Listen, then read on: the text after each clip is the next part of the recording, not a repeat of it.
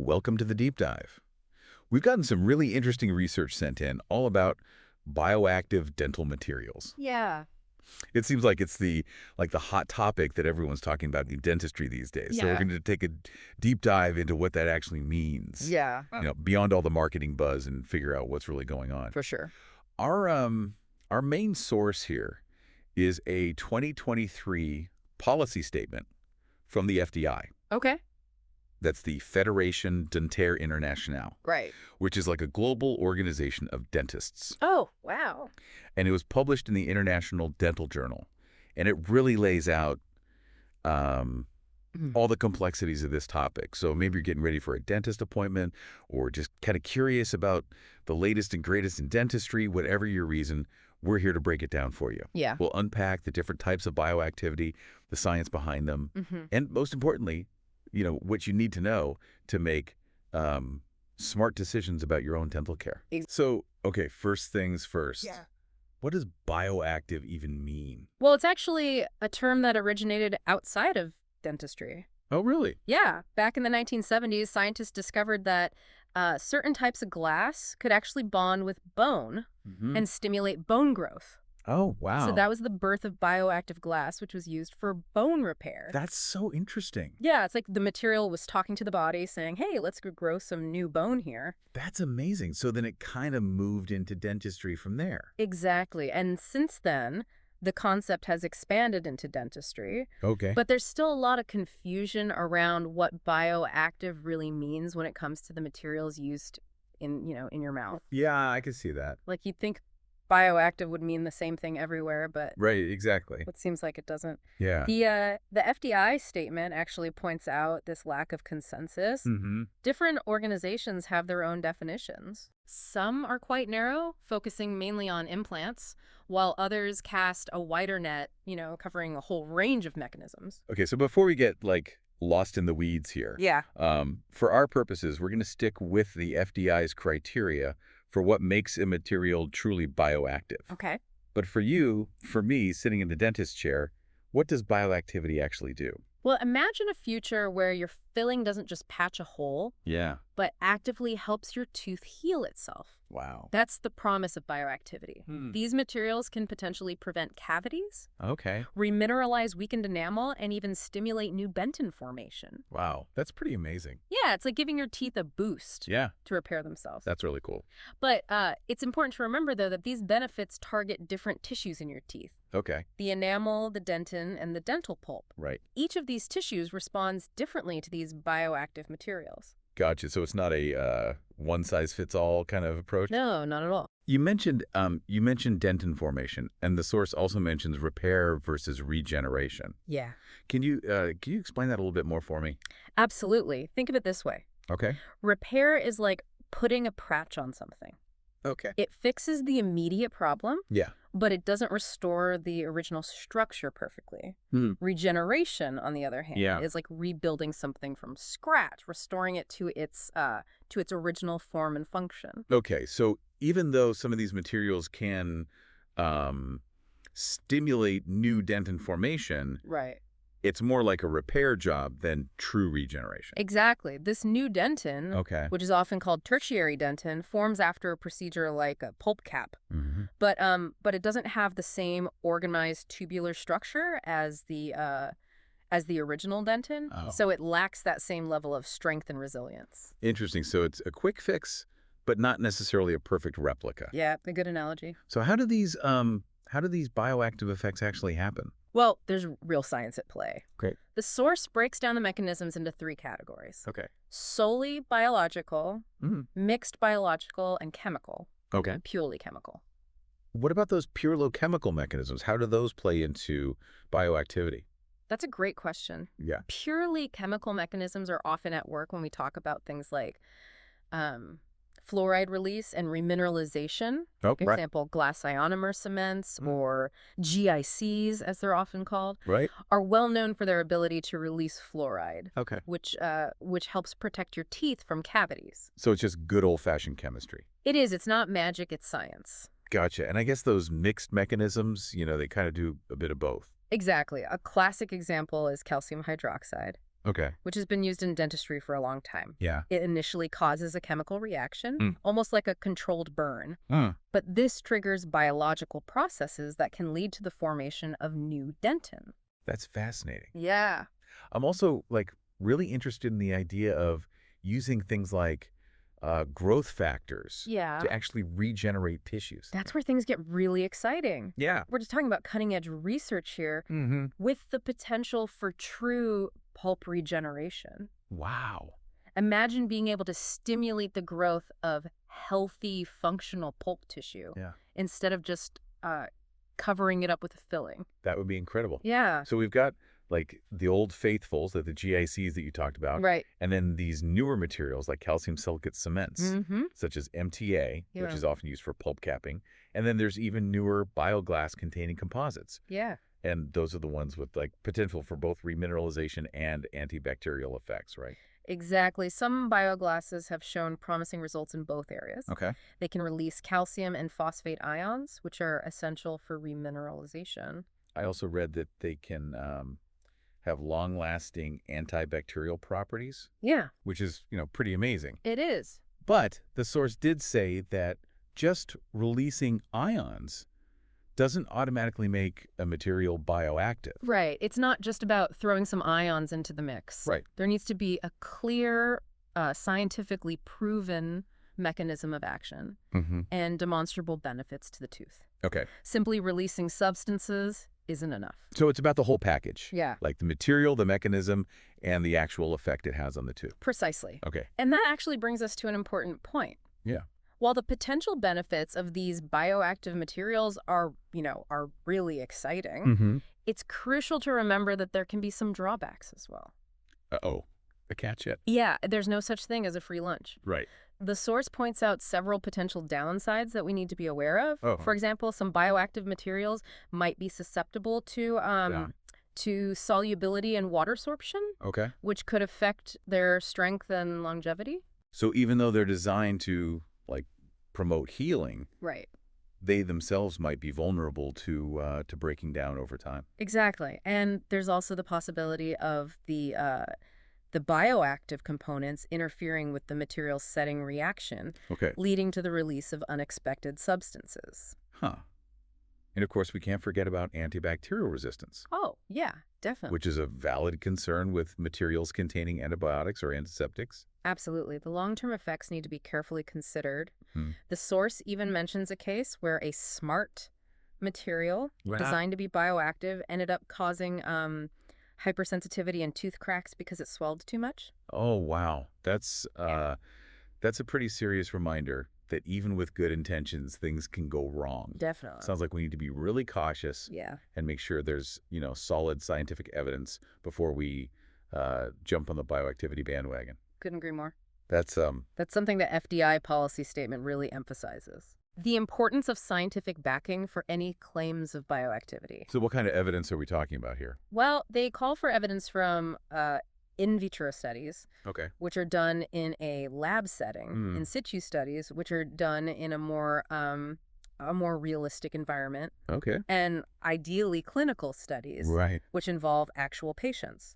And I'm guessing one single study isn't enough to make a definitive statement about a material's bioactivity.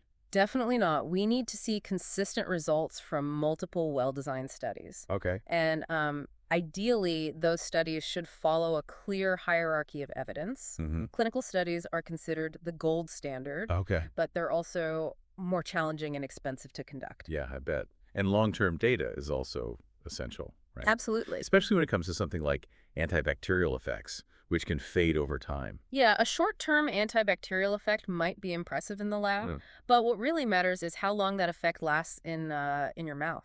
Yeah. In real-life conditions. Exactly. So we've covered a lot of ground here. We have. We've talked about what bioactivity means, Yeah. the different ways it can work, some potential benefits and drawbacks. Right.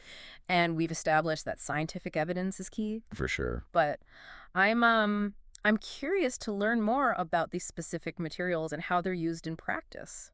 Well, that's a great segue into the next part of our discussion. Perfect. We'll delve into specific examples of bioactive materials and explore their applications in various dental procedures. It's fascinating to think that we're not just patching teeth anymore. Yeah. We're actually, we're exploring ways to work with the body's own healing power. Yeah, it's like we're moving from just fixing problems to actually restoring health. Exactly. Yeah. But as with any new technology, Right. there's a need for clear guidelines and responsible development. Yeah. The FDI policy statement that we've been discussing. It actually lays out 5 key criteria that a dental material should meet to be considered truly bioactive. Oh, that's helpful. Yeah. That gives us a framework Right. to evaluate all these claims we're hearing about. Exactly. Okay, so what's the first criteria? Well, first and foremost, Mm-hmm. the mechanism of action needs to be clearly defined. Okay. Whether it's, solely biological, mixed, or purely chemical. Right. We need to know exactly how the material is interacting with our bodies at a molecular level. Okay, so no more hand-waving or vague promises. Right. We need to know the science behind it. Absolutely. And that leads us to the second criterion. Okay. Scientifically proven bioactive effects. Okay. It's not enough to just say, hey, this material releases calcium, so it must be good for your teeth. Right. We need to see evidence from well-designed studies, preferably including clinical trials with real patients. And I'm starting to see a pattern here. Yeah. It all comes back to the evidence. It really does, and not just any evidence. Okay. But robust, well-designed studies. Yeah. A single lab study showing some promising results isn't enough to make a definitive statement about a material's bioactivity. What's the third criterion? Think of More evidence. You're on a roll. Okay. The third criterion focuses on the duration of the effect, particularly for those antibacterial properties. Right. It's one thing to demonstrate a short-term effect in the lab, but what really matters is how long that effect lasts. Yeah. In the real world, fighting off bacteria in your mouth day after day. That makes sense. Yeah. You might have a material that's, great at killing bacteria initially. Right. But what happens 6 months down the line? Exactly. Or year? Exactly. We need that long-term data. Right. And of course, we can't forget about safety. Right. The fourth criterion emphasizes the need for no significant adverse biological side effects. Okay. That includes the potential for, allergic reactions, toxicity, and the development and spread of antimicrobial resistance. Right. It's like we said before. Yeah. Just because a material does something beneficial, it doesn't mean it's a free pass. Right. There's always potential downsides to consider. We need to make sure that bioactivity enhances our health, not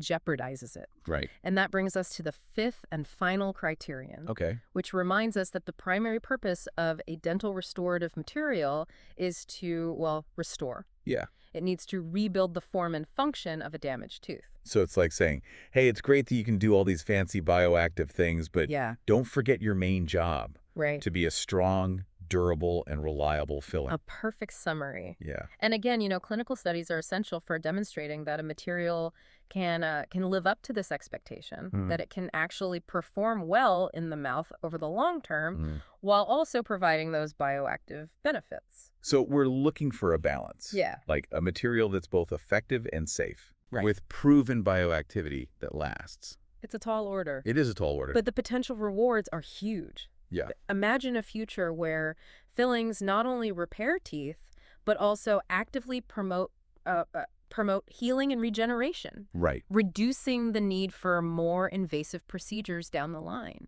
It's like we're on the cusp of a whole new era in dentistry.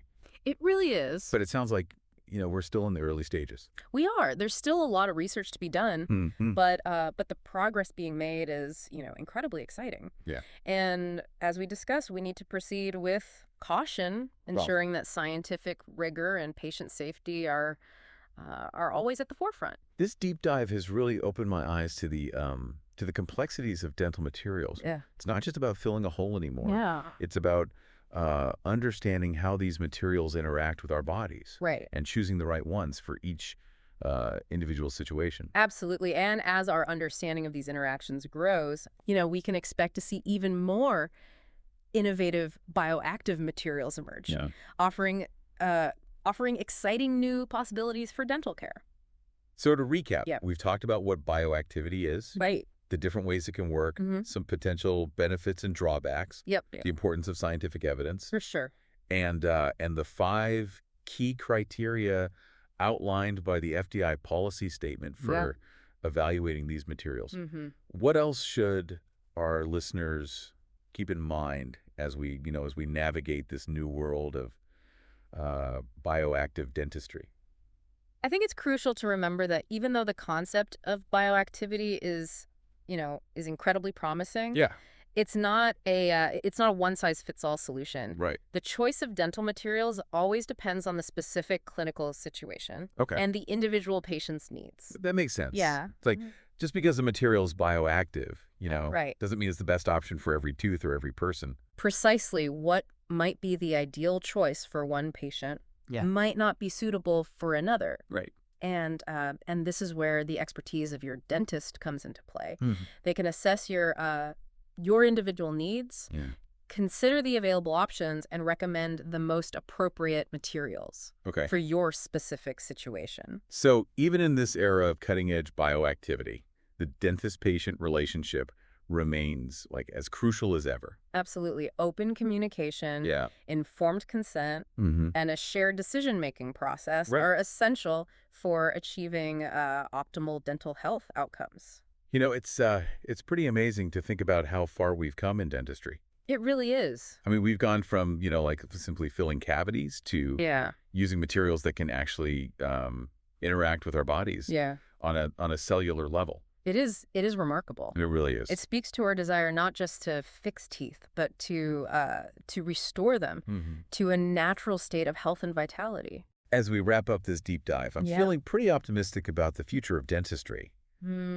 It seems like we're moving towards a more holistic approach, where the materials we use,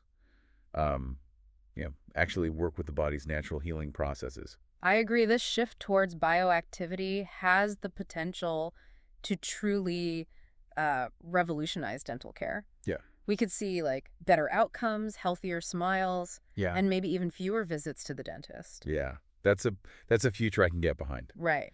But I do think it's important to remember that knowledge is power. Yeah. By understanding the science behind these materials. Right. The different types of bioactivity, the potential benefits and risks. Absolutely. We can make more informed decisions about our own dental health. And don't be afraid to ask your dentist questions. Right. They're your partner in this journey. Yeah. They can provide personalized guidance based on your individual needs and circumstances. So the next time you're at the dentist, don't hesitate to start a conversation about bioactive materials. Yeah. Ask about the specific types of materials they're using, the evidence supporting their claims. For sure. And any potential risks you should be aware of. This deep dive is just the beginning of your exploration. Right. There's a wealth of information out there. Absolutely. Keep learning, keep asking questions, and most importantly, keep those pearly whites sparkling. Until next time, happy diving.